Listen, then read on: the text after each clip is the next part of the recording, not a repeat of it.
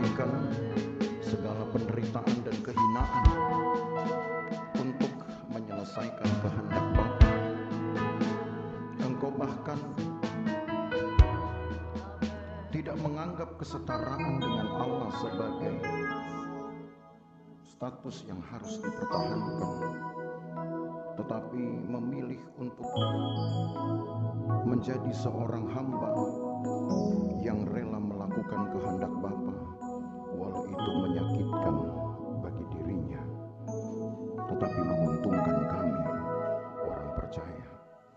Terima kasih Tuhan, karena Engkaulah kami ada, kami hidup.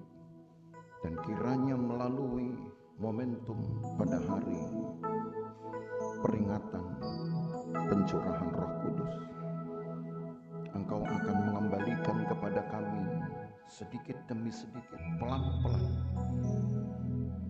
kodrat ilahi, warisan ilahi, kekayaan ilahi yang sempat hilang karena dosa.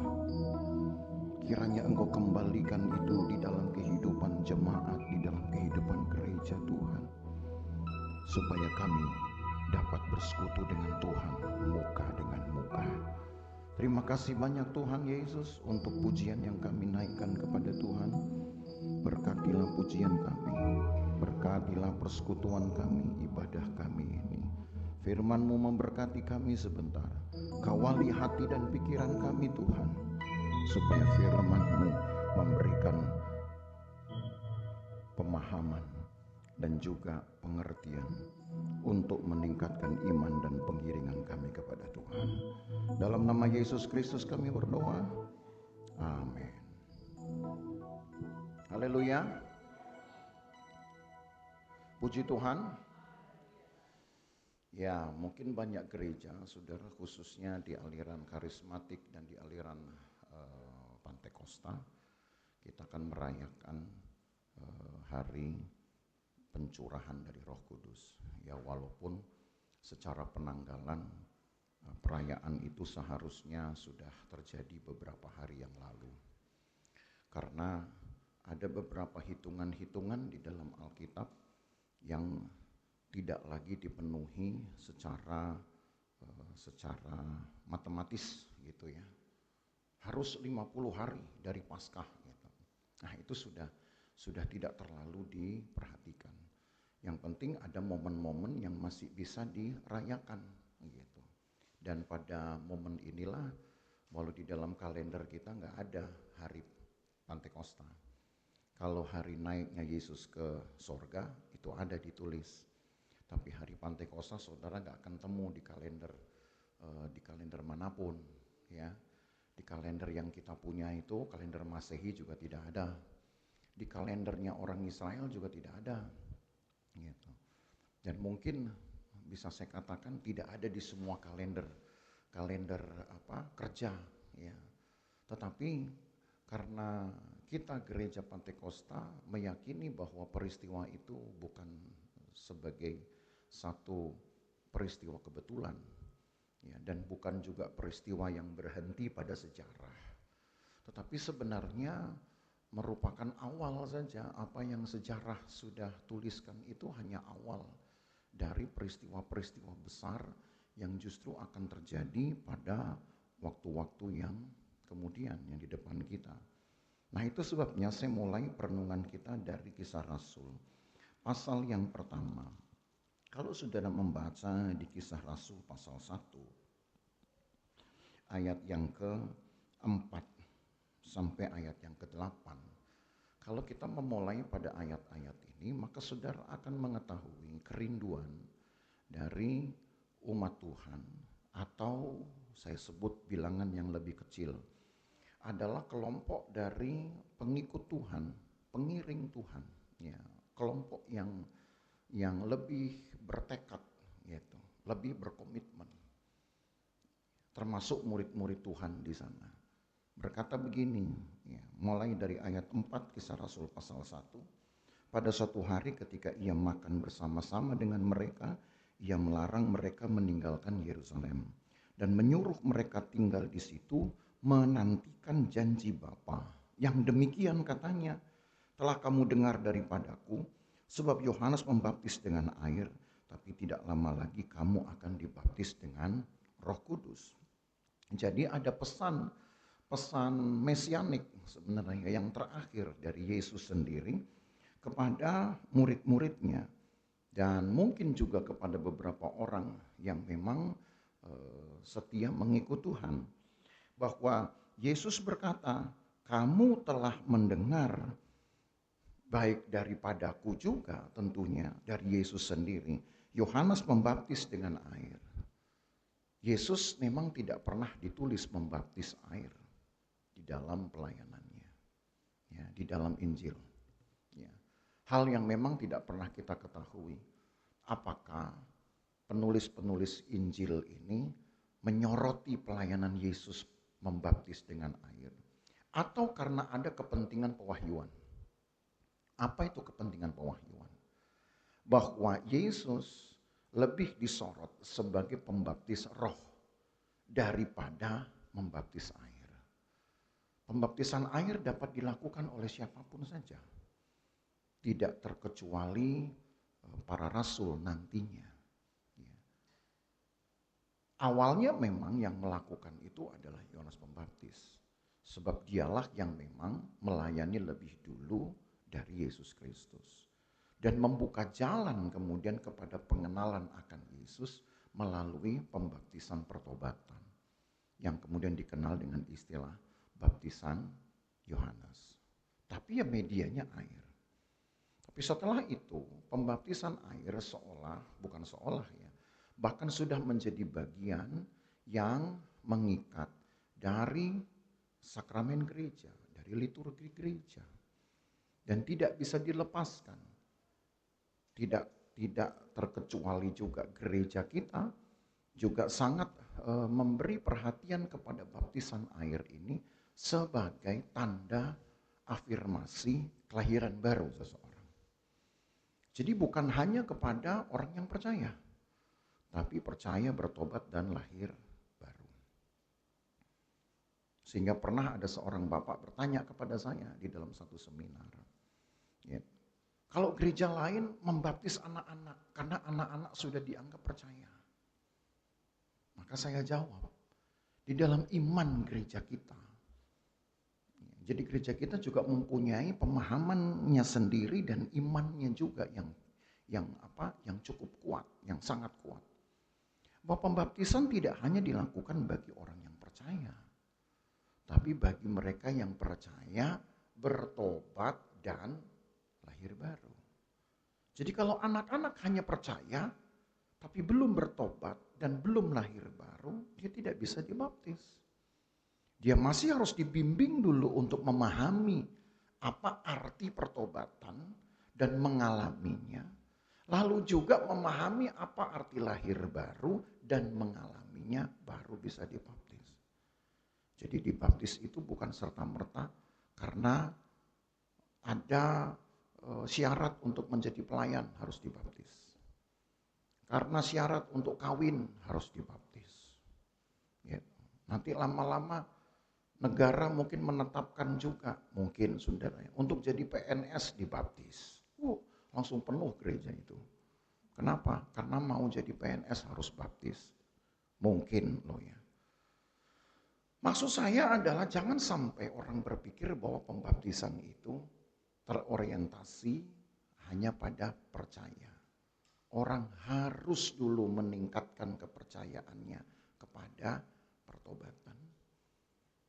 Arti pertobatan tidak ingin berbuat dosa. Lalu meningkatkan lagi perbuatan benarnya itu dengan lahir baru. Jadi orang betul-betul melupakan semua dosanya dan tidak ingin lagi melakukannya. Itu syaratnya. Nah, itu sebabnya Yesus mungkin tidak disorot pelayanan-pelayanan pembaptisan air. Walau di dalam keyakinan saya, dan itu sah-sah saja, namanya keyakinan saya. Yesus dalam pelayanannya sebagai Mesias, dia mengambil waktu untuk membaptis dengan air. Tentu bagi orang-orang, bagi petobat-petobat baru, ada pasti pelayanan itu. Hanya kelihatannya untuk kepentingan pewahyuan, ya, saya menggunakan istilah itu. Untuk kepentingan pewahyuan itu tidak disorot. Yang disorot justru adalah kualitas yang tidak akan bisa dipunyai oleh rasul-rasul atau hamba-hamba Tuhan yang lain, yaitu membaptis dengan Roh Kudus. Kualitas ini yang hanya ada pada Yesus itu yang menjadi sorotan utama dalam pewahyuan. Maka Yesus berkata di sini di ayat yang ke-5, sebab Yohanes membaptis dengan air, tapi tidak lama lagi kamu akan dibaptis dengan Roh Kudus. Siapa pembaptis Roh Kudus? Ya tentu Yesus sendiri yang bisa melakukannya. Ya. Dan banyak ayat-ayat yang meneguhkannya. Hanya saya akan kekurangan waktu kalau kita mesti menjabarkan ayat-ayat itu. Dalam kepentingan untuk membaptis Roh Kudus inilah, Yesus kemudian berpesan kepada murid-murid supaya mereka tidak meninggalkan Yerusalem sampai mereka dibaptis oleh Roh Kudus. Maka sama saudara, urutannya atau orang bilang mekanismenya, urutan dari kegiatan rohaninya itu. Sebelum orang dibaptis kan ada waktu dia percaya, ada waktu dia bertobat, lalu ada waktu dia lahir baru. Enggak instan. Enggak bilang, oh ya saya percaya Yesus, langsung biur masuk. Kan tidak. Ya, ada waktu. Maka begitu juga Yesus ingin memberitahu kepada murid-murid. Ada waktu mereka akan dibaptis dengan Roh Kudus. Dan waktu-waktu itulah yang mereka harus pakai dengan menantikannya di Yerusalem di dalam doa mereka. Sambil Allah akan melihat kelapangan hati, Allah akan melihat ketulusan, Allah akan melihat daya juang dari seorang beriman ini untuk mendapatkan Roh Kudus. Jadi sama ini rumusnya, urutannya sama. Orang mau baptis air harus percaya bertobat lahir baru. Orang mau terima baptisan Roh Kudus pun harus ada urut-urutannya. Tapi memang kita tidak menemukan urut-urutannya. Tidak seperti baptisan air atau percaya bertobat lahir baru. Urut-urutannya disebut. Tapi kalau untuk terima baptisan Roh Kudus bagaimana urut-urutannya? Yang jelas dia harus lebih tinggi dari lahir baru. Kan begitu. Karena kalau percaya bertobat lahir baru ini baru di tataran air, maka otomatis untuk baptisan roh yang jauh lebih tinggi lagi kualitasnya, maka berarti syarat yang harus dipenuhi udah lebih di atas dari lahir baru. Jadi tanpa ditulis, harusnya orang-orang percaya sudah memahaminya. Kalau hidup sudah di atas lahir baru kira-kira apa? Ya ketekunannya yang akan dilihat. Kesalehannya yang akan dilihat. Kelemah lembutannya yang akan dilihat. Hidup penuh kasih apa tidak orang ini. Nah itu yang dilihat saudara otomatis. Dan untuk menguji apakah semua hal ini ada di dalam hidup orang percaya. Sebelum dia dipenuhkan atau dibaptis dengan Roh Kudus, maka Yesus berkata, tinggal di Yerusalem. Jadi paling tidak yang kita tahu, uji ketahanan, iman, pengiringan, pengharapan orang percaya menerima Roh Kudus, uji ketahanannya itu pertama adalah sabar. Sabar dalam menanti janji Bapa, sabar dalam mengelola ibadahnya, sabar dalam membawa hidupnya ini kepada Tuhan, dan jangan kemudian dikejar-kejar oleh keinginan kita. Mau cepat punya ini, mau cepat punya itu, mau cepat, karena kita selalu pengennya cepat. Sabar. Nggak disebut di sini berapa banyak harus berdoa. Makanya ada gereja yang menekankan doa 10 malam. Karena dihitung dari Paskahnya itu kenaikan Yesus. Setelah Yesus naik 40 hari. Yesus kemudian meneguhkan iman murid-murid. Maka untuk menggenapkan bilangan Pentakosta yang artinya 50, kurang 10 hari. Jadi doa 10 hari. Supaya dapat 40 hari masa Yesus bangkit, 10 hari doa, baru hari Pentakosta. Tapi ada yang menghitungnya, saudara. Ini supaya saudara tahu. Ini pelajaran ini sudah banyak ditinggalkan oleh kalangan gereja kita juga. Ada yang menghitungnya dari kematian Yesus. Karena Paskah sesungguhnya adalah kematian Yesus. Kalau dari kematian Yesus kepada kebangkitannya sudah 3 hari. Betul kan?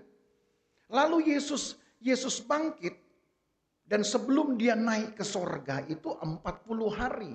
Dia meneguhkan iman murid-muridnya. Berarti sudah berapa? 43 hari. Sisa berapa menuju 50? Sisa 7 hari. Jadi kalau ada gereja yang juga hanya menyediakan doa 7 hari, itu juga tidak salah. Gitu. Karena apa? Karena mengambil hitungan ini. 50 hari dihitung dari kematian Yesus. Tapi ada juga satu gereja dan mungkin banyak gereja yang menghitung Paskah dari kebangkitan Yesus sehingga ibadahnya menjadi 10 hari. Nah, kalau ada yang seandainya gereja yang betul-betul saklek, saudara, sebutlah ini gereja Kristen tapi ala Yahudi misalnya. Lalu mereka menghitung hari kematiannya Yesus itu mulai dari Rabu. Berarti sudah tinggal sisa 5 hari untuk berdoa. Karena ada juga hitungan seperti itu. Jadi pendeknya, mau berdoa berapa lama itu gak ngefek tuh. Yang ngefek adalah setelah lahir baru kita teruji gak kesabaran kita untuk bersekutu dengan Tuhan. Teruji enggak daya tahan kita, semangat kita untuk bersekutu dengan Tuhan. Buat saya itu jauh lebih penting daripada ngurusin hari-hari doanya. Mau hari 7 hari kek, mau 10 hari, mau nanti kita tambah 100 hari. Kalau saudara mau ayo kita bikin. Gitu. 100 hari kita berdoa. Kira-kira masalah enggak buat saudara? Masalah enggak? Ya berarti gitu. Wadah pelwap berhenti dong ini selama 14 minggu gitu. Kenapa? Semua doa. Ya tergantung keberanian aja sebenarnya kan. Karena acuannya bukan jumlah harinya, tetapi syarat yang terpenuhi. Kalau mau baptis air harus percaya bertobat lahir baru. Kalau mau baptis roh, ya harus lebih tinggi lagi dong. Berarti dia harus setia, harus tekun. Nah gitu. Itulah ujiannya. Ujian ketahanannya. Nah rupanya murid-murid baru mau diuji ketahanannya udah gak sabar. Tahu gak sabarnya kenapa? Lihat ayat yang ke-6. Ini tandanya murid-murid gak sabar. Maka bertanyalah mereka yang berkumpul di situ. Tuhan, maukah engkau pada masa ini memulihkan kerajaan bagi Israel? Tuh. Yesus baru bilang, kamu sebentar lagi akan dibaptis dengan Roh Kudus, maka jangan kamu keluar dari Yerusalem. Tunggu janji Bapa ini dengan cara berdoa. Murid-murid maunya cepat. Boleh enggak Tuhan? Nanti sekalian Tuhan pulihkan kerajaan Israel. Mereka tuh pengennya kemegahan dari kerajaan Daud dikembalikan. Yesus ingin murid-murid mikir ke depan. Cari janji Bapa. Kamu nanti akan dipenuhkan Roh Kudus. Yesus pengen murid-murid mikir ke depan. Murid-muridnya mikir ke belakang. Rupanya kita suka begitu ya. Kadang-kadang kita gak cocok dengan Tuhan tuh jangan-jangan karena kita salah mikir. Salah mengerti kehendak Tuhan. Allah memikirkan kita sampai pada masa depan kita. Kita masih mikir yang di belakang. belakang. Halo, begitukah kira-kira kita ya? Semua yang di belakang, di belakang. Tuhan, saya udah pernah minta loh. Saya itu harus dulu Tuhan berkati dengan ini, itu. Itu terus dipikirin sampai gak bisa tidur. Yang dipikirin yang di depan aja. Yang sekiranya saudara belum pernah bayangkan itu yang dipikirkan. Bukankah puncak dari berkat Tuhan yang Allah janjikan? Di dalam 1 Korintus 2 ayat 9 ditulis begini. Apa yang belum pernah dilihat oleh mata, Tuhan kasih. Ada kan ayatnya? Apa yang belum pernah didengar oleh telinga, Tuhan kasih. Apa yang belum pernah timbul dalam hati manusia, Tuhan kasih. Lalu ngapain kita membuat gambaran? Tuhan, saya pengen rumah saya itu lantainya emas. Saya pengen pegangan pintunya itu berlian. Gitu. Saudara nggak tahu itu berlian ada tajam-tajamnya. Begitu saudara pegang gagang pintu berdarah. Gitu. Kita pengennya yang megah-megah. Tuhan, kalau perlu saya punya rumah 2 lantai, tapi pakai lift transparan. Gitu. Cuman naik 1 lantai pakai lift transparan. Udah terlampau muluk-muluk kita.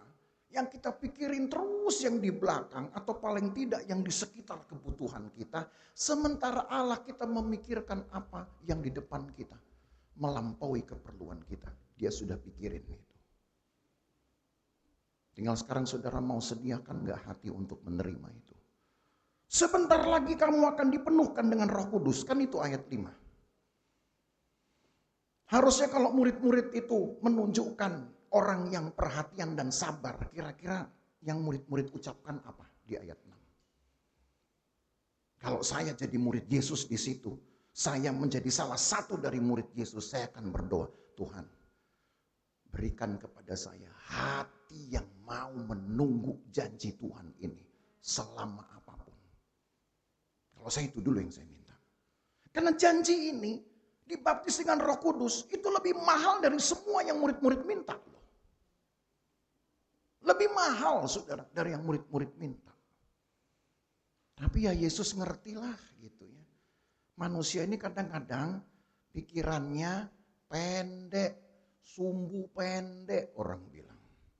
Maunya cepet gak dikasih juga cepet ngomel. Ya Tuhan. Gak cincai lah. Gitu. Tuh. Apa yang saya minta Tuhan gak jawab. Tuh yang sono. Gitu. Belum lama kenal Tuhan. Udahin dapat ini itu. Siapa tahu dia lebih sabar dari saudara. Siapa tahu hidupnya lebih saleh dari kita. Mungkin kita nggak tahu. Kita seringkali menuduh Tuhan nggak adil. Jangan-jangan kita juga nggak pernah adil memperlakukan waktu-waktu kita. Nggak pernah adil kita memperlakukan kesempatan yang Tuhan beri. Itu juga harus menjadi perhatian Bapak Ibu Saudara. Tapi karena Yesus mengerti wataknya manusia ini yang suka pengen cepat. Maka Yesus tetap konsisten dengan janjinya di ayat 5. Ayat 5 kan dikatakan bahwa tidak lama lagi kamu akan dibaptis dengan Roh Kudus. Tapi di ayat 6 murid-murid mintanya bukan kekuatan untuk menerima Roh Kudus, kesabaran untuk berdoa. Bukan itu yang diminta. Yang diminta adalah mengembalikan kejayaan kerajaan Israel. Tapi karena Tuhan konsisten, saudara lihat jawaban ayat yang ke-7. Ayat 7, jawaban Yesus. Jawabnya. Engkau tidak perlu mengetahui masa dan waktu yang ditetapkan Bapa sendiri menurut kuasanya. Tuh kalau saya pakai bahasa saya, itu bahasa emosional saya akan bilang kepada murid-murid Yesus, kapok lu. Gitu.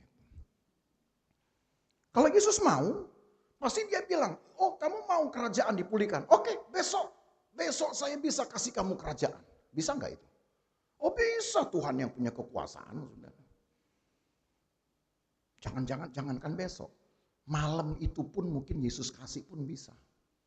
Bagi Tuhan tidak ada yang mustahil. Saudara mau bintang, Tuhan kasih bintang. Saudara mau bulan, Tuhan kasih bulan. Cuman hal saudara bisa nerima atau tidak, itu urusan saudara sendiri. Bintang kecil di langit yang biru. Nah, gitu. Kalau bilang Tuhan minta dong satu. Tuhan kasih oke, saya ambil satu. Kita nerimanya bisa nggak itu saudara? Itu mikul bintang. Bintang itu gedenya, lebih gede dari bumi kita. Kalau saudara sudah bisa mikul gentong, nah mungkin saudara bisa mikul bintang. Tuh terima aja tuh. Tuhan sih kalau memberi gampang. Tapi kadang-kadang kita yang nerimanya kolaps. Kita nggak siap, dikasih berkat, kolaps. Apa kolapsnya? Jadi sombong. Betul tidak? Nanti dikasih pelayanan yang banyak, kolaps. Kolapsnya apa? Kita jadi kita yang sok penting. Manusia itu kan begitu. Rusak sama pikirannya sendiri. Tuhan ngasih-ngasih sih bisa aja. Cuman karena Tuhan lebih tahu kemampuan kita menerima berkat, ya kadang-kadang Tuhan tangguhkan dulu. Kalau saya kasih sih bisa-bisa aja. Tapi nanti kamu yang celaka sendiri.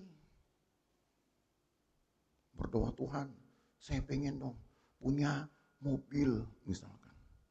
Tapi belum bisa nyopir, saudara. Terus Tuhan kasih. Begitu harus kita jalan, mobil berhenti. Harusnya mobil diparkir, atau jalan sendiri. Kan repot gitu. Tapi tetap maunya minta. Yang penting ada. Antara yang kita mau dengan yang cocok dengan kebutuhan, kita seringkali masih kacau di situ. Allah tahu kebutuhan mereka harusnya Roh Kudus. Gak ada yang lain. Tapi karena yang mereka minta aneh-aneh, maka Yesus bilang, oke, itu jawabannya kurang lebih. Yang kau minta itu saya akan beri. Tapi gak usah kau tahu kapan. Sama gak kira-kira dengan ayat 5? Ketika Tuhan bilang, sebentar lagi kamu akan dipenuhkan dengan Roh Kudus. Tapi you gak perlu tahu, yang penting berdoa aja. Sama gak itu sebetulnya? Sama. Hanya Tuhan ingin lihat ketahanan mereka lebih berat kemana. Kepada kebutuhan rohaninya atau kebutuhan emosinya. Kadang kita nggak tahu saudara, kerohanian kita ini lebih butuh diperhatikan, tapi kita menganggapnya kebutuhan emosi yang harus lebih dulu. Jadi ketika Yesus bilang ayat 7, engkau nggak perlu tahu kapan masa dan waktu yang ditetapkan Bapa. Tapi ayat 8, ini kuncinya. Yang perlu kamu tahu itu adalah bahwa kamu akan menerima kuasa kalau Roh Kudus turun ke atas kamu dan kamu akan menjadi saksiku di Yerusalem dan di seluruh Yudea dan Samaria dan sampai ke ujung bumi. Kau nggak usah tahu yang kau minta itu kapan terjadi. Itu mungkin kata Yesus. Yang kau minta tetap saya jawab. Saudara punya doa-doa banyak mungkin. Tuhan kira-kira yang saya minta, ada yang udah 10 tahun lalu saya doain, belum dijawab. Kali ini anggaplah firman Tuhan menjadi jawaban saudara. Kau nggak perlu tahu waktu yang Tuhan tetapkan untuk menjawab doa saudara. Berani bilang amin? Yakin? Sudah doa 20 tahun, nggak perlu tahu. Udah 30 tahun, nggak perlu tahu udah dibilang. Gitu ya. Jadi kalau saudara berdoa belum dikasih, belum dijawab, saudara bilang, oke Tuhan, saya memang nggak perlu tahu, tapi saya tetap minta. Lebih bagus nggak begitu? Lebih bagus. Hati ini jadi tidak rusak nanti. Hal orang lain dapat duluan, biarin. Hal orang lain sudah bersaksi karena udah dapat, biarin. Tapi yang penting saya percaya bahwa apa yang saya minta Tuhan akan jawab, hanya waktunya kita nggak perlu tahu. Cocok sudah ini kira-kira dengan hati saudara? Cocok nggak cocok, saudara cocokin ini ayatnya soalnya. Maka sambil menunggu janji Tuhan untuk memperkuat kesabaran kita, untuk memperkuat ketekunan kita, Tuhan berkata apa? Kamu akan menerima Roh Kudus. Jadi berarti Roh Kudus dalam keyakinan saya akan diberikan dulu kepada gereja Tuhan, kepada orang percaya, sebagai jawaban atas doa dan persekutuannya, lebih cepat daripada apa yang Bapak Ibu minta kepada Tuhan. Kalau sampai hal itu terjadi, maka biarkanlah jawaban Tuhan saudara terima aja. Daripada saudara tolak, saudara kehilangan dua-duanya. Saudara kehilangan Roh Kudus, saudara kehilangan apa yang saudara minta. Silakan, engkau daftarkan apa yang engkau minta, silakan. Tapi yang paling utama ternyata, yang Allah tahu bagi kita, yang kita bahkan gak tahu tentang diri kita sendiri. Allah yang justru tahu tentang siapa kita, apa yang kita perlu. Tuhan bilang, kamu akan menerima kuasa kalau Roh Kudus turun. Dan kuasa itu kemampuan-kemampuan yang Allah akan kembalikan. Sebab dari sini saya ajak sekarang saudara ke Kisah Rasul pasal 3 ayat 21. Langsung ke pasal 3 ayat 21. Ada jarak di sini. Tapi jarak ini saya belum mau bahas dengan rinci. Karena kita akan kekurangan waktu yang jelas. Tapi dari pasal 3 ayat 21 firman Tuhan tertulis begini. Kristus itu harus tinggal di sorga sampai waktu pemulihan segala sesuatu. Seperti yang difirmankan Allah dengan perantaraan nabi-nabinya yang kudus di zaman. Jadi sekarang kita tambahkan pemahaman ini. Sebelum Yesus naik ke sorga, Yesus bilang tidak lama lagi kamu akan dibaptis dengan Roh Kudus. Lalu kemudian dia naik dan murid-muridnya menanti Roh Kudus. Berapa lama kita nggak tahu. Apakah 10 hari, apa 7 hari, nggak disebutkan dalam Alkitab. Yang penting mereka berdoa menantikannya. Tadi hitungan tadi kan kita sudah coba untuk membuat alternatif. Ya. Saya punya teman saudara, gerejanya, jemaatnya hanya dibuat 7 hari doa. Kenapa? Karena mengambil angka 43 hari sudah dari Yesus mati. Jadi hanya sisa 7 hari sebelum hari Pentakosta. Dia tanya sama saya, menurutmu benar? Saya bilang kalau dari segi angka yang lu bikin lebih benar, saya bilang. Kenapa? Ya 3 hari Yesus mati bangkit. 40 hari Yesus berkeliling meneguhkan iman murid-murid. Jadi tinggal sisa 7 hari. Tapi kok lu masih bikin 10 hari?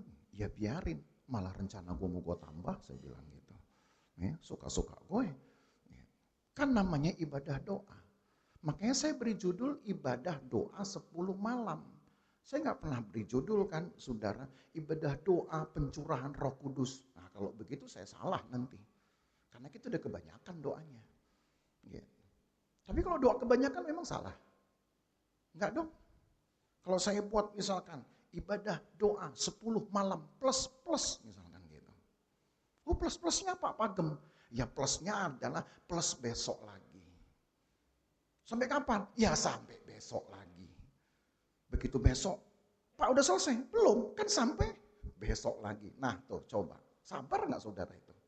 Mau saya buat judulnya, 10 malam plus.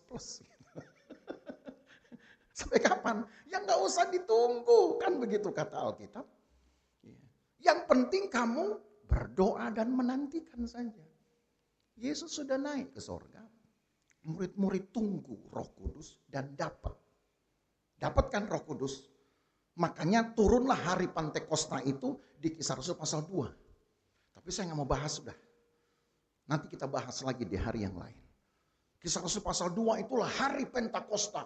Maka Roh Kudus turun kemudian hingga mulai dari bubungan atap tempat mereka berdoa. Ada api jalan di situ tapi tidak membakar. Pertanyaannya itu bisa kembali enggak? Kita berdoa 10 malam, ada yang pernah lihat api enggak jalan-jalan di sini? Yang ada saya jalan-jalan dikit. Saya lihat saudara berdoanya semangat apa tidak. Atau kayak kerupuk, kena angin, lama-lama melempem. Haleluya, haleluya, haleluya, haleluya, haleluya. Oh, lama-lama slow gitu, saudara. Ini saya pikir udah nyampe surga, apa gimana gitu. Makanya saya semangatin, saudara. Kalau saudara lihat saya jalan-jalan, itu masih oke. Tapi ada yang pernah lihat api jalan-jalan gitu. Tapi itu kan kita rindukan. Saya merindukan. Setiap saya berdoa, saya bilang, Tuhan, izinkan kembali gereja ini, gereja kita, GPDI, dilawat oleh api Tuhan. Itu dulu api pernah ada di dalam gereja kita. Saya dulu waktu masih SMP masih pernah lihat itu loh, saudara. Betul. Di gereja gembala saya dulu. Saya masih bisa lihat itu, fenomena itu. Dan orang pun bisa merasakan ada panas yang lain, tapi tidak membakar. Tapi setelah itu apa? Gereja terlena. Api masuk gereja, iya, tapi gerejanya kemudian kobongan setelah itu. Tiba-tiba asap keluar, totoman udah jadi putih, semua kayu-kayu habis. Nah itu bukan api Tuhan, itu namanya kebakaran. Sedih kadang saudara hati ini. Saya bilang ke Tuhan, kapan gereja kita kembali dilawat dengan api Tuhan? Persis seperti fenomena Kisah Rasul pasal 2. Maka yang saya kemudian rasa, jangan-jangan gereja Tuhan sekarang ini gak suka nunggu lama-lama. Kalaupun toh ikut ibadah doa, ya karena ada event Pantekosta. Tapi tiap hari, belum tentu kita mau sediakan waktu. Coba kalau kita tambahkan semangat itu, mungkin bisa jadi lain, saudara. Bisa jadi lain. Tapi sudahlah, taruhlah sekarang gereja sedang menyesuaikan diri dengan ketekunannya untuk menantikan hal besar di Kisah Rasul 2 terulang kembali. Saudara yakin itu? Akan terulang kembali. Entah kapan. Yang penting kita nggak perlu tetapkan tanggalnya. Yang kita perlu tetapkan adalah hati kita. Sampai berapa lama kita mau bersekutu dengan Tuhan. Dan mengintimkan hubungan kita dengan Tuhan. Itu aja dulu. Sambil menunggu satu periode yang Allah akan kerjakan. Selama Yesus naik ke sorga. Ayat 21 ini bilang apa tadi? Kristus harus tinggal di sorga sampai waktu pemulihan segala sesuatu. Jadi ketika dia naik ke sorga, maka yang dia berikan kepada murid-murid di dalam fenomena Pentakosta itu, Kisah Rasul 2, itu saya bisa katakan hanya awal dari pekerjaan besar yang Tuhan akan kerjakan terus sampai dengan akhir zaman. Karena nanti setelah Yesus itu cukup waktunya atas kehendak Allah untuk berdiam di sorga, maka dia akan datang kembali. Nah itu kan yang gereja kita percaya. Jadi jarak antara dia naik ke sorga sampai nanti dia datang kembali itu hanya satu saja, saudara. Ukurannya, yaitu terjadinya pemulihan. Maka kita pun gak perlu tahu kan kapan Tuhan datang kembali. Sama seperti halnya juga murid-murid gak perlu tahu kapan kerajaan Tuhan akan dikembalikan, kerajaan Israel. Maka begitu juga orang percaya, kita semua gereja Tuhan tidak perlu tahu kapan Yesus datang kembali. Tapi yang perlu kita tahu apa? Milikilah kuasa dari Roh Kudus. Itu aja toh. Sudah mengerti apa yang saya maksud ini?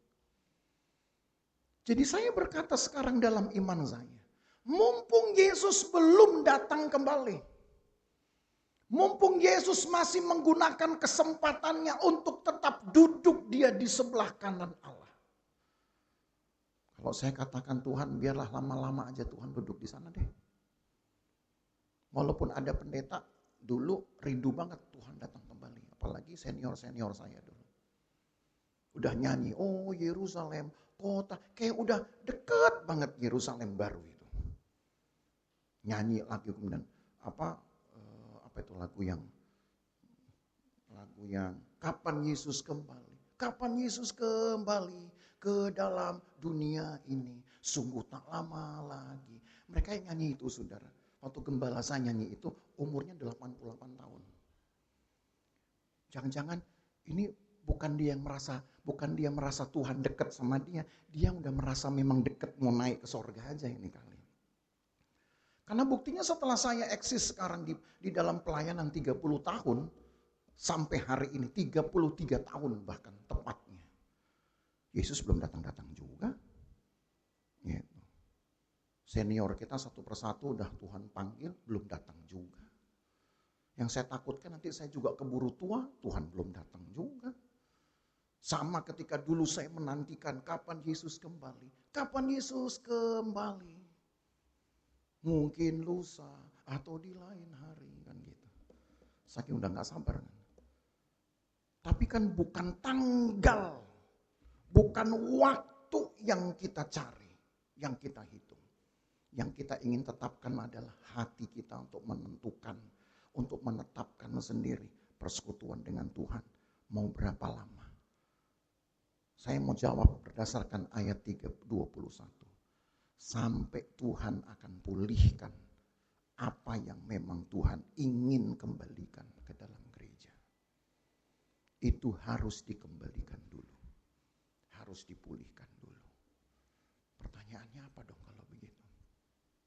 Satu. Secara cepatnya. Satu.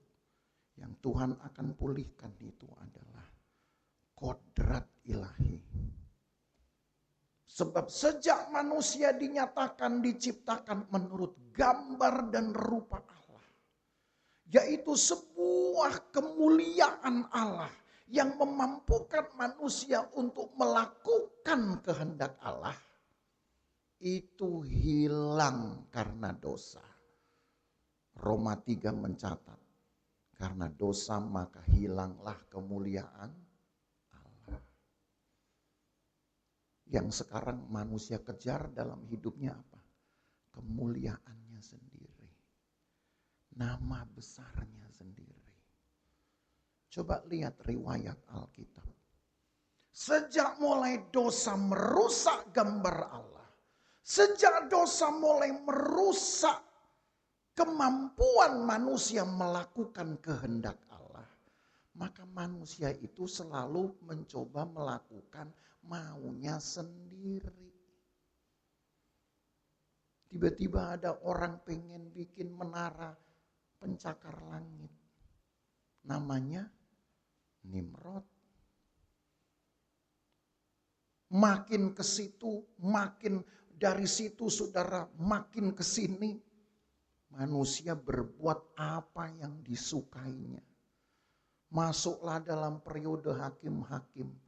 Ada ayat yang menulis.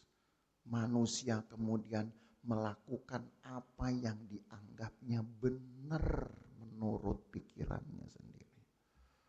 Mau kayak orang bilang, itu gak benar yang lo buat. Mau kayak ada undang-undang, ada hukum pidana. Yang kamu buat itu salah. Tapi kalau dipikirnya bilang, enggak, yang gue bikin ini benar. Maka gak ada yang bisa menyalahkannya. Sampai seironis itu.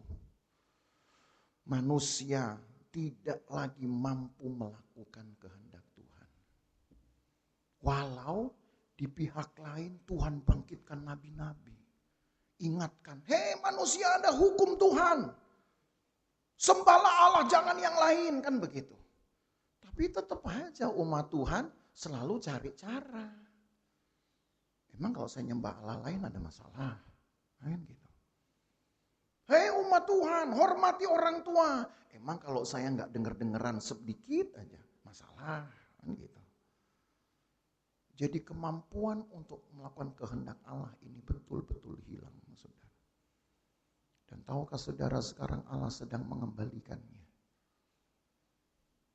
kemampuan manusia untuk melakukan kehendak Allah.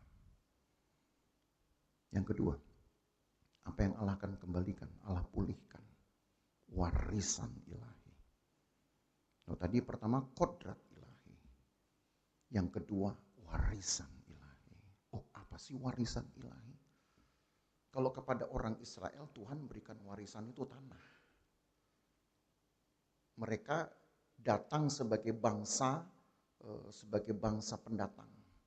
Abraham datang dari Haran. Punya anak Ishak. Tapi Ishak kemudian harus pergi keluar ke Gerar. Dia nggak bisa dapat tanah. Kecuali Gerar itu saja. Itu pun karena beruntungnya ada sumur-sumur yang pernah digali oleh Abraham. Kemudian sama Ishak digali ulang. Disitulah cuma milik Ishak. Kemudian lahir Yakub. Nah, Tuhan berkati Yakub. Segitu kayanya Yakub, saudara. Satu kotak dia bisa beli namanya Sikem. Di kota inilah ternyata datang masalah bertubi-tubi. Yang paling puncak di Sikem ini masalahnya dari sekian banyak masalah. Yang paling puncak yang bikin Yakub itu lebih pengen mati adalah ketika Yusuf dijual oleh kakak-kakaknya. Oh, tadinya masalahnya banyak. Ruben bikin dosa, Dina diperkosa. Itu semua ketika Yakub sudah punya kota. Saya udah orang kaya. Saya udah beli kota. Yang manusia bisa lakukan justru sumber masalah. Tuh, coba lihat, itu pelajaran Alkitab loh, saudara. Dan Allah izinkan Yakub mengalami masalah bertubi-tubi. Paling puncak ketika Yusuf dijual, maka dia bilang, Tuhan bagus cabut aja nyawa saya. Hati-hati, saudara. Orang kalau sudah merasa punya semua, bisa beli semua, maka mulai timbul masalah yang tidak bisa kita atasi. Itu contohnya Yakub. Sampai akhirnya Tuhan tuntunlah kemudian Yakub nyampe ke Mesir. Oleh karena Yusuf Tuhan sudah pelihara menjadi penguasa di sana. Begitu Yakub nyampe ke Mesir, ditanya sama Firaun, "Kub, umurmu berapa?" Kata gitu kan. Lalu Yakub bilang, "Nggak usah kau tanya umur. Tahun-tahun yang penuh dengan penderitaan sudah aku lalui 130 tahun." Tuh. 130 tahun jadi orang kaya penuh penderitaan. Saudara mau? Kalau saya kasih pilihan. Kaya raya nih, tapi menderita hidupnya. Susah, keluarganya kocar-kacir, gitu. Istri mati, anak hilang. Mau? Kalau mau, ayo kita minta sama Tuhan. Kasih saya kaya, 130 tahun, tapi hidup susah. Nggak mau saya. Itu yang Yakub saksikan kepada Firaun. Ketika Firaun tanya umur, Yakub cuman bilang, tahun-tahun penderitaanku sudah berlalu 130 tahun. Berarti 130 tahun dia menderita. Padahal di tahun-tahun itu dia udah kaya raya. Dan Tuhan hanya izinkan Yakub masih hidup 17 tahun lagi. Setelah Firaun menanyakan itu. 17 tahun baru dia isi hidupnya itu dengan kebahagiaan. Dia berdoa kemudian untuk anak-anaknya. Dan dalam satu doa, saya kutip nih dalam satu doanya. Dia doa untuk Ruben, untuk Isakar, Sebulon, semua dia doakan. Lalu kepada Lewi, dia berdoa begini. Tuhan, biarlah Urim dan Tumimmu yang akan menyertainya. Yaitu sebuah keputusan kehendak Tuhan yang akan memeliharanya seumur hidup. Nah, itu sebabnya hanya orang Lewi, karena suku Lewi kan dari anak yang namanya Lewi, gara-gara Yakub berdoa begini, maka seterusnya suku Lewi inilah yang menjadi wakil Tuhan untuk ngomong sesuatu kepada umat Israel. Kalau Tuhan setuju, oke, Tuhan akan kasih nyala lampu Urim. Kalau Tuhan bilang no, tumim. Aturan itu kemudian dibuatlah di dalam baju efod imam. Jadi di jaketnya imam itu, jadi ada semacam rompi yang berisi 12 batu permata mewakili 12 suku Israel. Itu ada 2 lampu. Kalau saudara bayangkan kayak rompi, rompi kalau di kapal-kapal gitu loh, rompi untuk penyelamatan P3K. Kan ada lampu tuh, tapi lampunya kan di sini. Gitu ya. Di pesawat juga tuh ada lampu di sini. Nah, ini lampunya, rompinya imam itu di kiri kanannya, di dada sini. Satu namanya Urim, satu Tumim. Nah, lampu-lampu ini tidak dipasang kabel. Dan belum ada teknologi Bluetooth yang bisa ngecas jarak jauh. Lalu kalau dia nyala, dari mana nyala itu? Dari mana coba saudara pikir? Dari kuasa Tuhan. Kalau Tuhan bilang yes, maka lampu Urim nyala. Nyala dia. Enggak ada kabel tapi. Enggak ada remote. Enggak ada. Enggak ada Bluetooth. Zaman dulu mana ada saklar, ada listrik, saudara. Enggak ada. Lampu yang disebut dengan lampu kehendak Tuhan, suara Tuhan. Jadi saudara tahu apa yang paling diwariskan oleh orang-orang Israel ini, oleh umat Tuhan. Selain tanah mereka, itu adalah kehadiran Tuhan sendiri. Melalui Urim dan Tumim. Begitu Tuhan kasih nyala lampu ini, itu tandanya Tuhan hadir. Yang orang Israel percaya, yang saya percaya, lampu itu nyala ketika tangan Tuhan menjamah lampu itu. Berarti dia harus datang dong. Hanya dia tidak bisa dilihat oleh mata. Itu tandanya Tuhan datang menjamah salah satu lampu yang akan menjadi keputusannya. Karena di jamah itu nyala lampu itu. Tapi orang Israel gak bisa lihat. Imam itu sendiri pun gak bisa lihat. Tapi itu tanda kehadiran Tuhan. Dan saudara tahu kemudian Urim dan Tumim itu ngilang dengan sendirinya. Tahu hilangnya di mana? Ayo. Nah, saya ajak saudara untuk lihat ya. Mari kita ke kitab 1 Samuel. Supaya saudara tahu ini hilangnya di mana.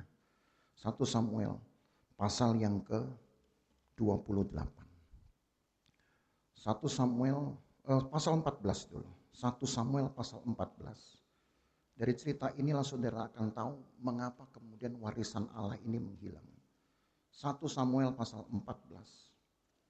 1 Samuel 14 ayat yang ke-41. Tertulis begini. 1 Samuel 14 ayat yang ke-41. Lalu berkatalah Saul, "Ya Tuhan Allah Israel, mengapa engkau tidak menjawab hamba-Mu pada hari ini? Jika kesalahan itu ada padaku atau pada anakku Yonatan, ya Allah, Allah Israel, tunjukkanlah kiranya Urim. Tapi jika kesalahan itu ada pada umat-Mu Israel, tunjukkanlah Tumim." Lalu apa? Didapati Yonatan dan Saul, tetapi rakyat itu terluput. Lampu sudah dinyatakan, yang nyala Urim. Berarti yang bersalah adalah Saul dan Yonatan. Tapi lihat ayat selanjutnya, ayat 42. Kata Saul, "Buanglah undi antara aku dan anakku Yonatan." Lalu didapati Yonatan. Tuh, masih ngeles nih. Harusnya yang dihukum Saul dan Yonatan. Itu jawaban Tuhan. Lalu Saul bilang, "Oh gak bisa dong. Gitu. Masa harus kita dua-duanya? Habis ini satu generasi. Udah kita buang undi." Saul sudah mulai berani menambahkan kehendak Tuhan atas hidupnya. Yang Tuhan kehendaki apa? Dua-dua mati. Kan sesuai dengan doanya. Kalau aku yang bersalah dan Yonatan, nyalakan Urim. Tapi kalau yang bersalah adalah Israel, nyalakan Tumim. Yang Tuhan nyalakan apa? Urim. Maka yang bersalah 2 orang. Tapi satu kemudian ngeles, saudara. Buang undi lagi deh. Dan didapati Yonatan. Kita baca lagi, saudara, ayat 43. Kata Saul kepada Yonatan, beritahukanlah kepadaku apa yang telah kau perbuat. Lalu Yonatan memberitahukan kepadanya, katanya, memang aku telah merasai sedikit madu dengan ujung tongkat yang ada di tanganku. Aku bersedia untuk mati, kata Saul. Ngeles lagi nih. Beginilah kiranya Allah menghukum aku, bahkan lebih lagi daripada itu. Sesungguhnya Yonatan, engkau harus mati. Tapi rakyat berkata kepada Saul, masakan Yonatan harus mati? Dia yang telah mendapat kemenangan yang besar ini di Israel. Jauhlah yang demikian. Demi Tuhan yang hidup, sehelai rambut pun dari kepala tak akan jatuh ke bumi. Sebab dengan pertolongan Allah juga dilakukannya hal itu pada hari ini. Demikianlah rakyat membebaskan Yonatan, sehingga ia tidak harus mati. Ngerti artinya? Sekarang ya Saul dan rakyatnya bersekongkol untuk membatalkan kehendak Tuhan. Hebat nggak manusia itu? Hebat nggak? Kehendak Tuhan bisa dibatalin. Pertanyaannya kenapa datang kemudian keputusan ini? Karena Saul pernah bersumpah. Ketika dia mau memerangi orang Filistin, Saul berkata, jangan ada yang makan apapun sebelum aku menumpas orang Filistin. Sampai di hutan, si Saul yang sedang lemah. Yonatan yang sedang capek, lemah. Lalu mencicipi sedikit madu hutan. Gitu. Padahal Saul sudah bersumpah. Jangan ada yang makan apapun sebelum Filistin ditumpas. Itu kan namanya nazar. Tapi kemudian Yonatan cicipi. Memang jadi seger. Kalau saudara baca itu lengkapnya. Oh, jadi seger Yonatan ini. Tapi Tuhan kemudian menghukum. Tuhan kemudian bertindak. Kenapa? Karena Saul sudah bernazar. Mengucapkan sumpahnya. Maka siapapun yang melanggar harus dihukum. Nah, ternyata Tuhan berkehendak yang dihukum bukan cuma anaknya. Bapaknya juga. Karena Tuhan sudah tahu kelakuannya Saul sebetulnya. Tapi Saul membuat membuat pembatalan kehendak Tuhan. Yang harusnya Saul dan Yonatan mati, akhirnya dibuang undi. Yonatan yang harus mati. Sekarang ketika Yonatan sudah siap mati, sekarang Saul lah yang mencoba untuk memikat hati orang Israel. Supaya ada satu konsensus. Oh, Yonatan ini udah berjasa loh sama kita, kan begitu. Gara-gara dialah Tuhan tolong kita. Itu dulu, iya. Tapi sekarang keputusannya dia harus mati. Dibatalkan. Setelah itu saudara, baru saya ingin ajak ke pasal 28. Sekali ini setelah Saul kemudian berdoa lagi. Maka saudara lihat ayat yang ke-6 sekarang. Setelah kehendak Tuhan dibatalkan, 1 Samuel 28 ayat 6. Dan Saul bertanya kepada Tuhan, tapi Tuhan tidak menjawab dia, baik dengan mimpi, baik dengan urim, baik dengan perantaraan para nabi. Allah bisa juga ngambeknya. Kalau dia murka, bahaya kan sudah. Gara-gara Saul sudah berani membatalkan kehendak Allah.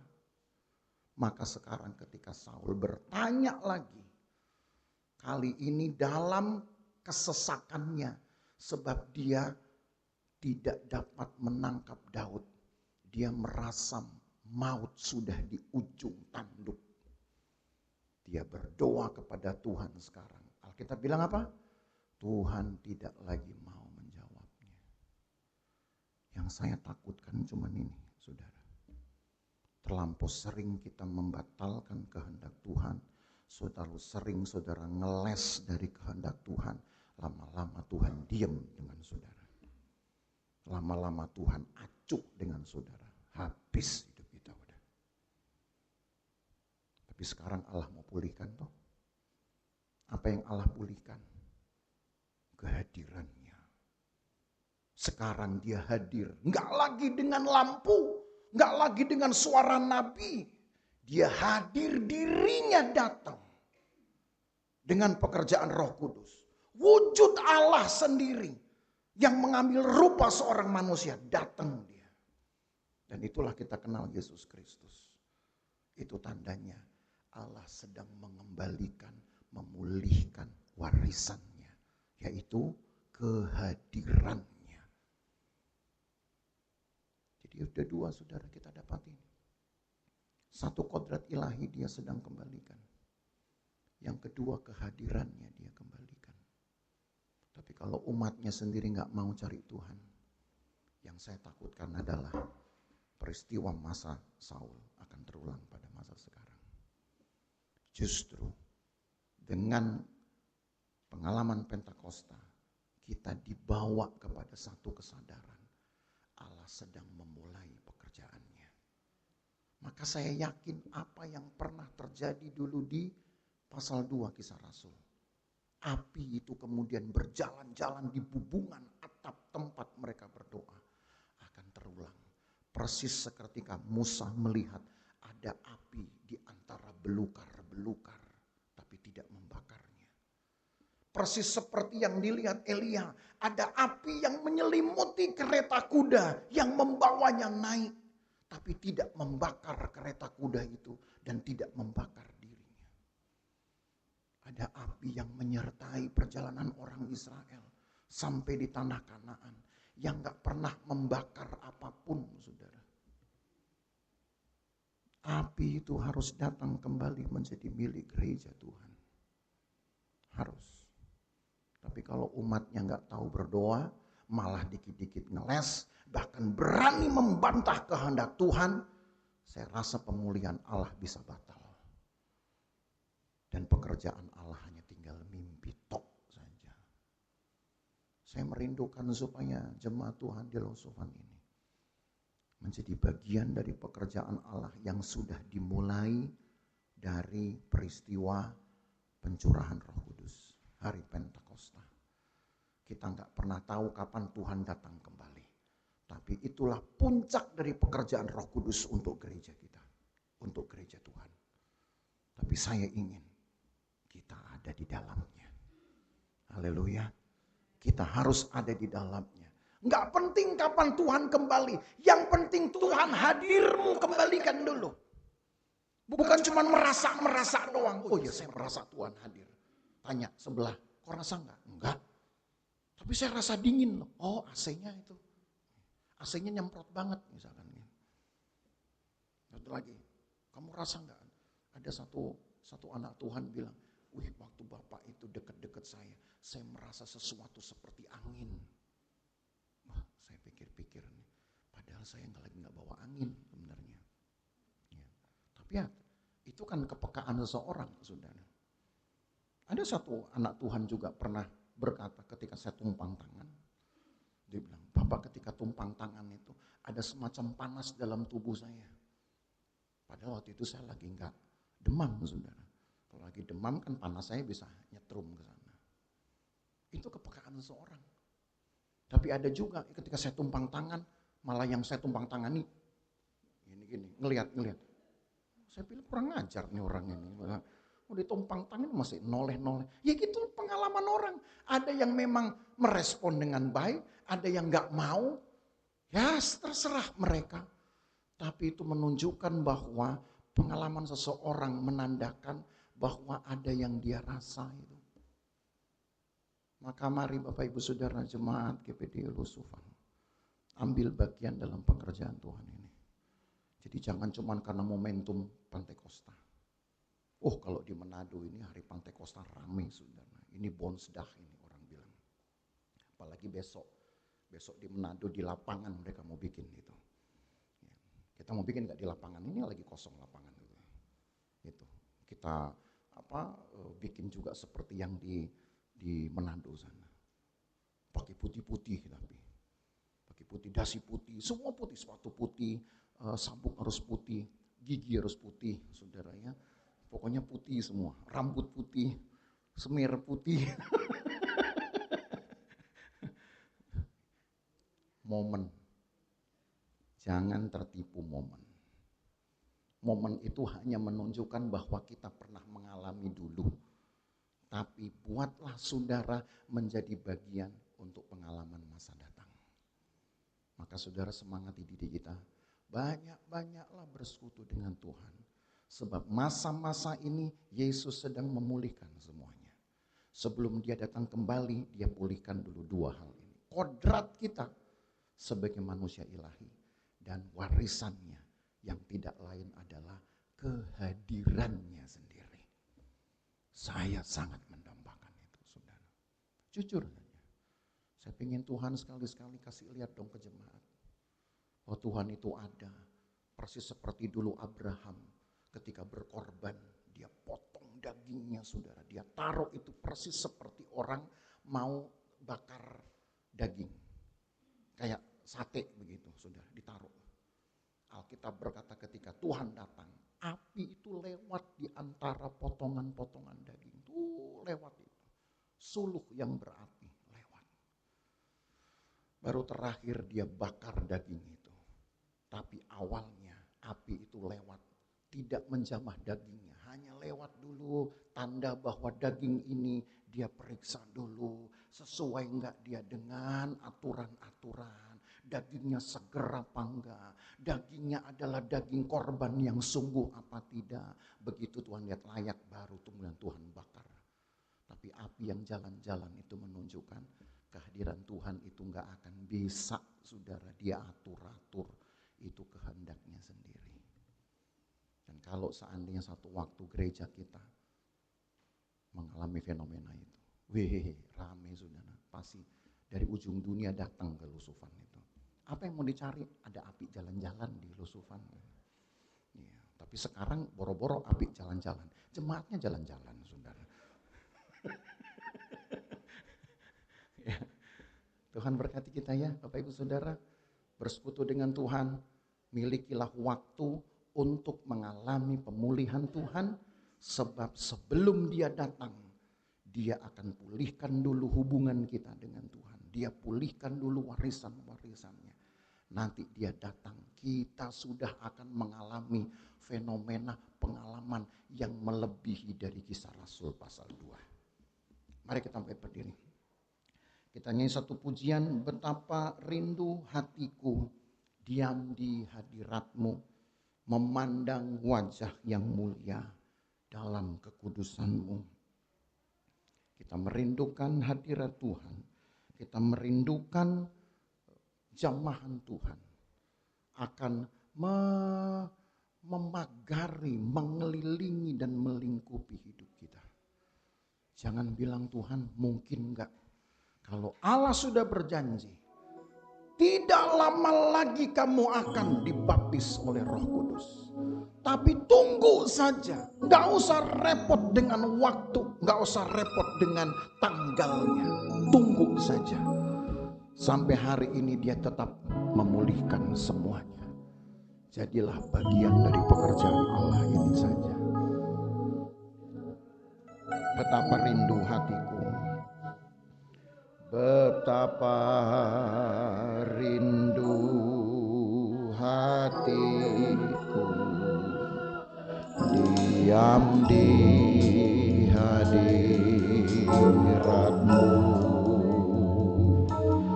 memandang wajah yang mulia dalam kekudusanmu.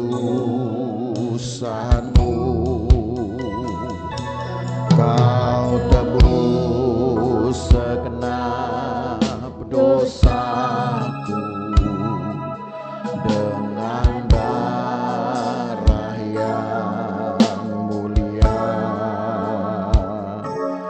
dan sekarang ku layak menghampirimu. Ku angkat hatiku menyembah Kau Tuhan. Ingin ku rasakan jamahanmu Tuhan.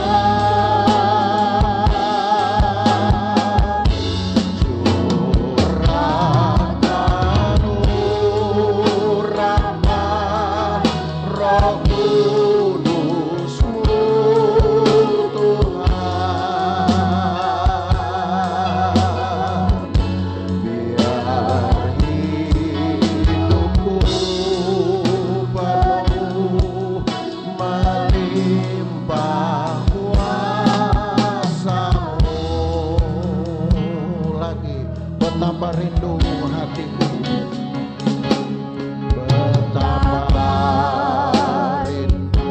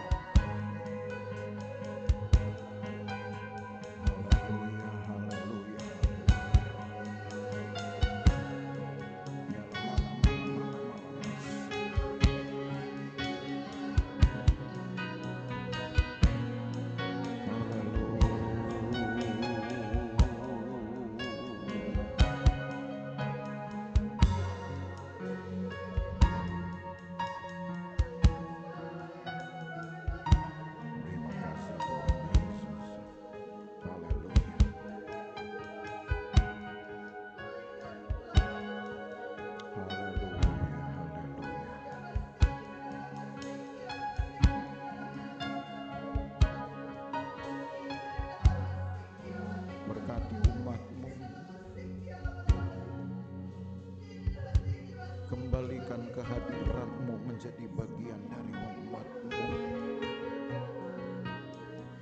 Kembalikan ya Tuhan kepekaan umat-Mu. Berkati Tuhan umat-Mu, berkati Tuhan Yesus. Haleluya, haleluya.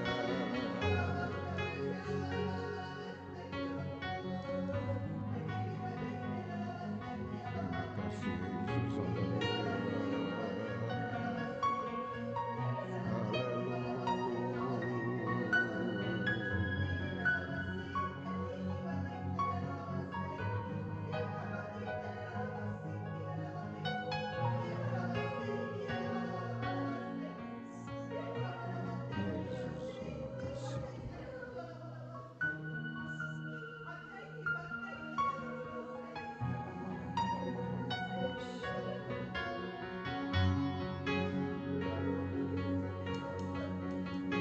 Bekerja Tuhan,